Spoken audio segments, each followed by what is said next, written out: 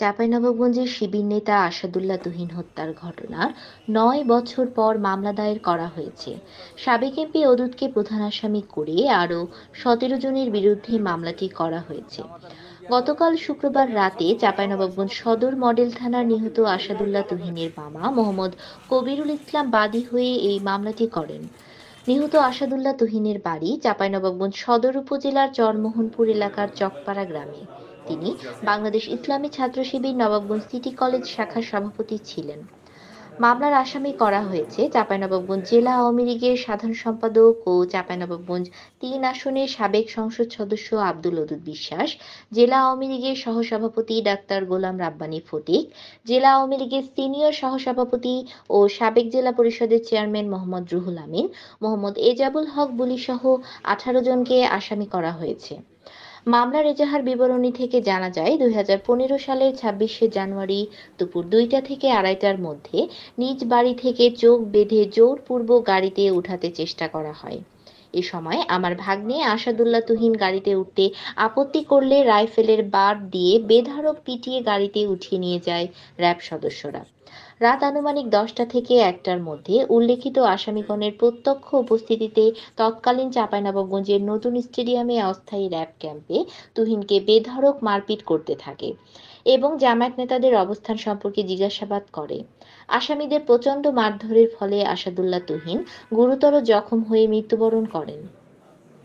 এই মৃত্যুর ঘটনাকে ভিন্ন খাতে প্রবাহিত করার জন্য ভিকটিমের মৃতদেহকে চাঁপাইনবাবগঞ্জ সদর উপজেলার মহারাজপুর ইউনিয়নের লালাপাড়া এলাকায় নিয়ে যায় এবং ভিকটিমের মরদেহ রাস্তায় ফেলে গাড়ি চাপা দিয়ে দেয়।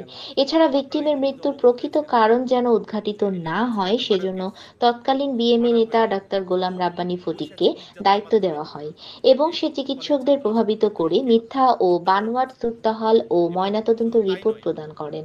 এই হত্যার ঘটনাকে ধামাচাপা দেওয়ার জন্য একটি সড়ক দুর্ঘটনা নাটক সাজানো হয়েছিল এবং সে সময় আমাদের চাঁপাইনবাবগঞ্জ সদর হাসপাতালের যারা চিকিৎসক দায়িত্বরত চিকিৎসক ছিল তাদেরকে প্রভাবিত করে এটার এমসিটাকে চেঞ্জ করে দেওয়া হয়েছে, মিথ্যা রিপোর্ট দেওয়া হয়েছিল। এখানে কগনিজেবল অফেন্সের যে ধারাগুলো, আমলযোগ্য অপরাধের যে ধারাগুলো, এগুলার সবগুলোই বিদ্যমান আছে। এখানে তারা সকলে এই অপরাধটা করার জন্য যে উপাদানগুলো দরকার, এটা হচ্ছে আইনের দৃষ্টিতে কগনিজেবল অফেন্স, আমলযোগ্য অপরাধ, এবং আমলযোগ্য অপরাধের মামলা থানায় নেওয়া থানায় নিতে বাধ্য।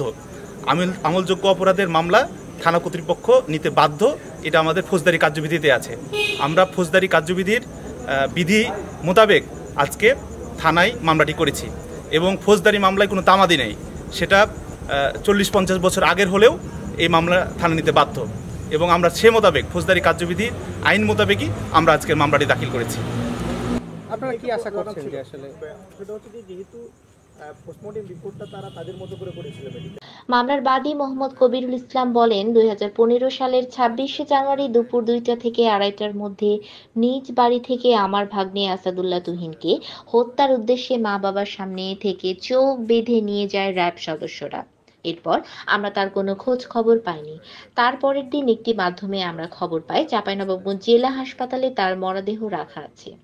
সারাদিনের বিভিন্ন সাজানো নাটক ও আইনি প্রক্রিয়া শেষে সন্ধ্যার পরে আমাদেরকে তার ডেড বডি বুঝিয়ে দেওয়া হয় এবং আমাদেরকে চাপ দিয়ে দ্রুত সময়ের মধ্যে জানাজার ব্যবস্থা করতে বলে। স্বৈরাচারী হাসিনা সরকারের আমলে আমরা কোনো মামলা করতে পারিনি, বরং আমাদের জীবনই হুমকির মুখে ছিল। গত ৫ আগস্ট ছাত্র জনতার আন্দোলনে স্বৈরাচারী হাসিনা সরকারের বিদায় হয়েছে, এখন আমরা ন্যায্য বিচার পাবো। তার পরিপ্রেক্ষিতে আজকে আমরা সদর মডেল থানায় উপস্থিত হয়ে মামলা দায়ের করেছি। আশা করি আমরা ন্যায় বিচার পাবো। ঘটনাটা ছিল ২০১৫ সালের ২৬শে জানুয়ারি প্রায় দুপুর ২টা-২:৩০টার মধ্যে আমার দুলা ভাইয়ের বাসা থেকে আমার ভাগ্নিকে র্যাব 5 অস্থায়ী ক্যাম্প যাতে ছিল তারা টিম যে উঠে নিয়ে আসে। বাসাতে নির্মম নির্যাতন প্রহার শুরু করে, চোখ বাঁধে নেয় এবং তার শারীরিক টর্চার তার পিতামাতার সামনে শুরু করে। এরপরে আমরা তার কোনো খোঁজ খবর না পাই। পরের দিন ২৭ তারিখ সকালবেলায় একটা মাধ্যমে আমরা খবর পাই যে চাঁপাইনবাবগঞ্জ সদর হাসপাতালের মর্গে তার ডেড বডি নেওয়া হয়েছে। এরপরে সারাদিন বিভিন্ন নাটক, বিভিন্ন জটিলতা, আইনি প্রসেস শেষে সন্ধ্যার পরে আমাদেরকে তার ডেড বডি বুঝিয়ে দেওয়া হয় এবং বাই ফোর্স আমাদেরকে দ্রুত সময়ের মধ্যে জানাজা দাফন করার জন্য বলা হয় এবং আমরা তাদের নিয়মের ভিতরেই হুকুমের ভিতরে করতে এটা বাধ্য হয়। এরপরেও আপনারা জানেন এই স্বৈরাচারী সরকারের দীর্ঘদিনের দমন পীড়নের কারণে আমাদের ভাগ্নে বা আমাদের ছেলেকে আমাদের কাছ থেকে নিয়ে প্রকাশ্য দিবলাকে চিনি নিয়ে এসে হত্যা করেছে। আমরা আইনি কোনো প্রতিকার পাবো এরকম কোনো আশা করতে পারিনি, আমরা কোথাও যেতে পারিনি। এমনকি আমরা পরিবার সহ আমাদের যাবতীয় জীবন, অন্যান্য পরিবারের সদস্যদের জীবন আমরা হুমকির মুখে ছিল। বিভিন্ন সময় আমাদেরকে বিভিন্ন নির্যাতন করা হয়েছে, মিথ্যা মামলা দিয়েছে, বাসা থেকে উঠে নিয়ে আসা হয়েছে, নানান সমস্যা। এই সমস্যার ভিতরে আমরা আল্লাহর কাছে ফরিয়াদ করেছি এবং দীর্ঘ সারা বাংলাদেশের মজলুমের চোখের পানি আল্লাহ কবুল করেছে এবং গত ছাত্র জনতার অভ্যুত্থানের মাধ্যমে গত 15ই আগস্ট স্বৈরাচার সরকার বিদায় হয়েছে। 5ই আগস্ট স্বৈরাচার সরকার বিদায় হয়েছে। এই বিদায়ের পরে আমরা আশায় বুক বেঁধেছিলাম এবং আমরা এটা মোটামুটি আশান্বিত হয়েছি যে স্বৈরাচার বিদায় হয়েছে, একটা বৈষম্যহীন সরকার দেশে আছে, আমরা হয়তো আমাদের ন্যায্য বিচার আমরা পাব। তারই পরিপ্রেক্ষিতে আমরা আজকে আশা নিয়ে এই থানায় এজাহার দিলাম। থানার অফিসার ইনচার্জ আমাদের এটা রিসিভ করেছেন এবং উনি বলেছেন যে ঊর্ধ্বতন কর্তৃপক্ষের সাথে আলোচনার সাপেক্ষে উনি আমাদেরকে খুব শর্ট টাইমের মধ্যে এটা জানাবেন। আমরা আবেদন করেছি যে যেহেতু আপনারা জানেন বিগত দিনে কী পরিবেশ পরিস্থিতি ছিল, এই জন্য আমরা এজাহার দায়ের করতে পারিনি।